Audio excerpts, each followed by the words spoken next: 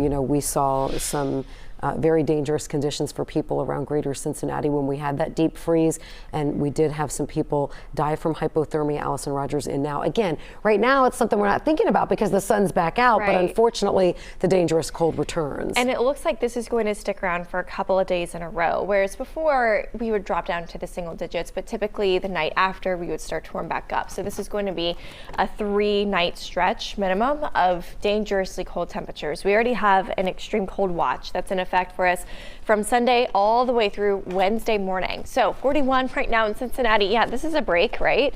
41, we had that sunshine around, started to see some of the melt happening around town.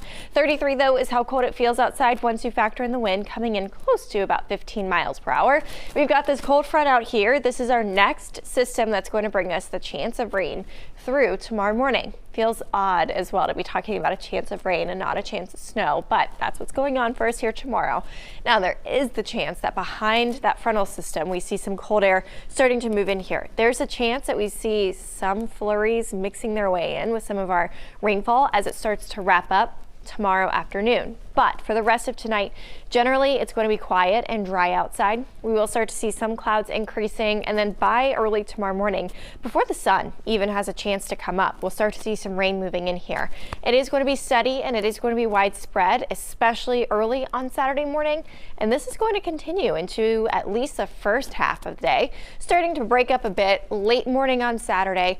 But again, if you live closer to Connersville or Oxford or Springboro, you have a chance of seeing some flurries mixing in with some of that rainfall. I generally think Ohio River and south, it's just the rain that the majority of us are going to see, with the exception of the potential of a few flurries by about 1 or 2 o'clock in the afternoon tomorrow, just as the system finally starts to move out of here and temperatures start to crash for us. And we are going to feel that crash in temperatures all day long, Saturday afternoon through Saturday night, and then Sunday morning as well.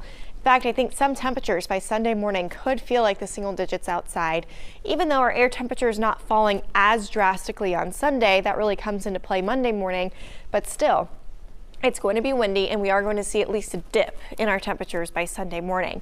There's also the chance too Sunday into the afternoon hours especially that we see a couple flurries flying by. So for that reason, Sunday is going to be an impact day for us because there's also the chance for some slick spots to pop up with that chance of some flurries on Sunday. Tomorrow's an impact day due to the rain.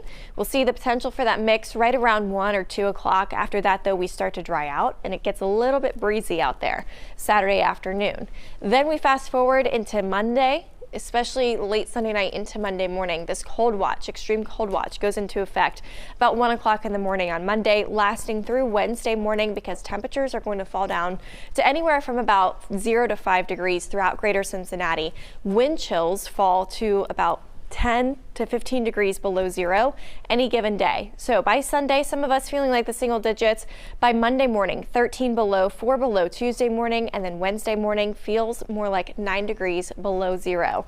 In the afternoons, we start to see temperatures try to make their way back into the teens, but it looks like this is going to be an extreme cold that especially settles in for those morning temperatures. So keep this in mind. Again, watch out for issues with pipes freezing, and then of course hypothermia, all those things headed into the first half of next.